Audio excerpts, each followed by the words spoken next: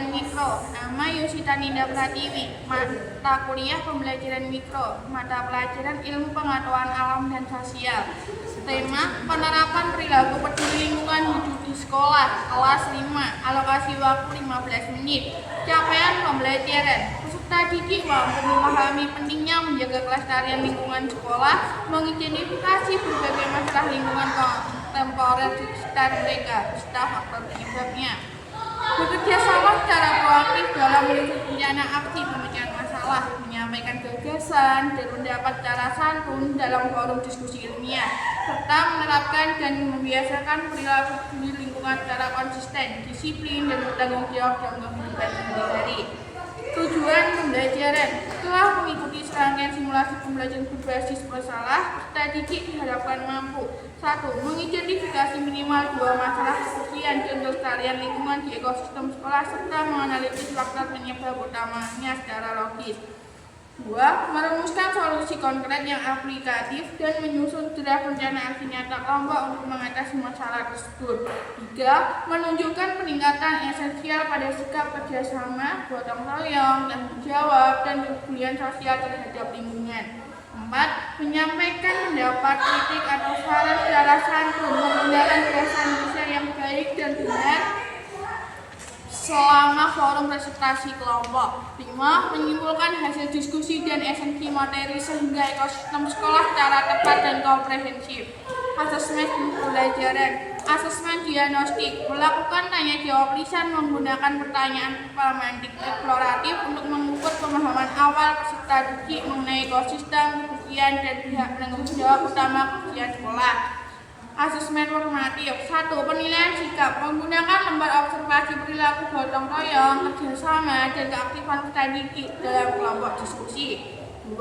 Penilaian performa presentasi. Rubrik penilaian keterampilan berbicara di depan umum, kualitas argumentasi, kesantunan berbahasa. Asesmen sumatif. Penilaian hasil kerja, menilai kelengkapan, ketepatan analisis, keaslian ide, dan logika berpikir kelompok yang dituangkan secara tertulis pada lembar tabel analisis aksi nyata di lembar kerja peserta didik. Materi ajar. 1. Teori dan implementasi perilaku peduli lingkungan hidup di lingkungan satuan pendidikan dasar. 2. Klasifikasi sampah komprehensif. Sampah organik mudah terurai dan organik sulit terurai. Serta analisis dampak buruk akumulasi sampah plastik sekali pakai terhadap kelangsungan rantai makanan dan lingkungan. 3. Manajemen ekosistem sekolah. Pentingnya vegetasi dan pemeliharaan tanaman hias sebagai penyuplai oksigen di lingkungan koridor dan ruang kelas. Media dan sumber belajar. Media pembelajaran audio, visual, dan real. Gambar cetak, simulasi kasus, dokumentasi nyata, tumpukan sampah plastik di sekolah, dan tanaman hias yang mati kekeringan di area koridor. Alat peraga konkret, botol minum ramah lingkungan atau tumbler dibandingkan dengan botol kemasan plastik sekali pakai. Alat dan bahan pendukung, papan tulis, spidol mini warna-warni, lembar kerja kelompok, dan instrumen penilaian. Sumber belajar, buku panduan guru IPA kelas 5 kurikulum merdeka. Buku panduan siswa IPA kelas 5 kurikulum merdeka. Lingkungan fisik sekolah, studi kasus konseptual pada area kantin, taman, dan ruang kelas. Model dan metode. Model pembelajaran utama, problem based learning, pembelajaran berbasis masalah. Metode pembelajaran konseptual, ceramah interaktif, pemberian konsep dasar, tanya jawab pemantik, diskusi kelompok kolaboratif, pemecahan masalah terbimbing, presentasi mimbar, dan teknik penguatan positif, lisan maupun non-verbal secara berkala. Skenario pembelajaran 15 menit, kegiatan awal pendahuluan 3 menit.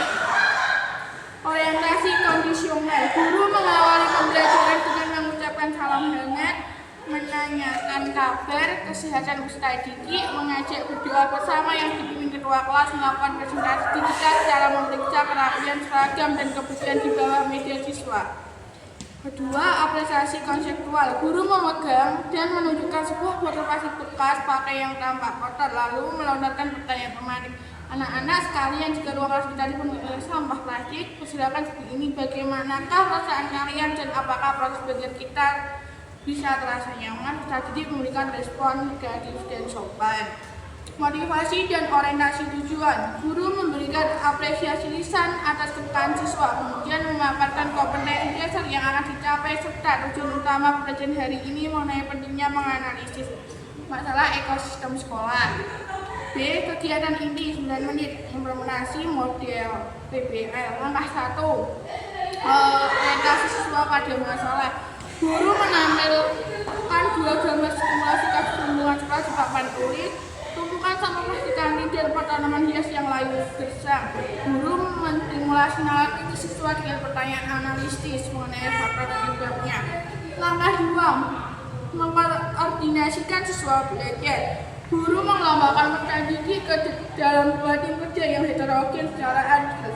Kelompok 1 ditugaskan menganalisis dan memecahkan draft kasus sampah kantin, sementara kelompok 2 fokus pada mitigasi kasus tanaman koridor yang layu. Lembar kerja peserta didik dibagikan kepada tiap perwakilan.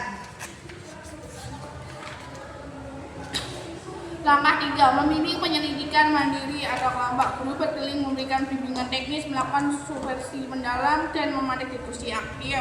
Kelompok 1. Siswa merancang aksi nyata berupa gerakan lihat sampah. Pada kelompok 2, siswa menyimpulkan perlunya pembagian jadwal piket siraman tanam koridor. Langkah 4. Mengembangkan dan menyajikan hasil karya. Perwakilan dari masing-masing kelompok maju ke depan kelas mempresentasikan hasil draft tabel aksi nyata kelompok mereka secara percaya diri, runtut, dan menggunakan bahasa yang santun. Langkah 5. Menganalisis dan evaluasi proses pemecahan masalah. Guru membuka sesi tanggapan atau tanya jawab antar kelompok. Klasifikasi di konsepsi materi, memberikan ulasan teoritis penguat serta menyamakan persepsi akhir seluruh kelas. Kegiatan menutup tindak lanjut, rekapitulasi atau refleksi makna. Guru membimbing peserta didik merangkum poin-poin utama pelajaran bahwa melestarikan lingkungan sekolah merupakan tanggung jawab moral kolektif bersama. Siswa diajak merefleksikan manfaat praktis pembelajaran hari ini bagi kehidupan mereka. 2. Evaluasi formatif singkat atau tindak lanjut nyata. Guru melakukan penilaian formatif akhir berbasis performa kelompok, kemudian memberikan penugasan ke siswa diwajibkan membawa botol umum pribadi atau tumbler dari rumah mulai esok hari.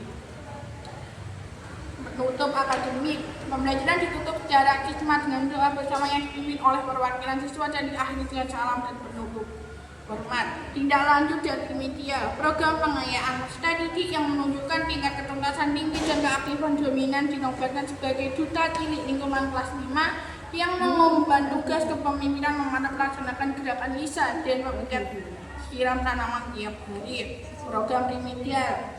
Guru memberikan intervensi belajar berupa bimbingan konseling personal atau tutor sebaya bagi peserta didik yang masih menunjukkan sikap pasif dalam kerja kelompok atau belum mampu mengaitkan hubungan kualitas antara masalah lingkungan dengan rencana solusinya.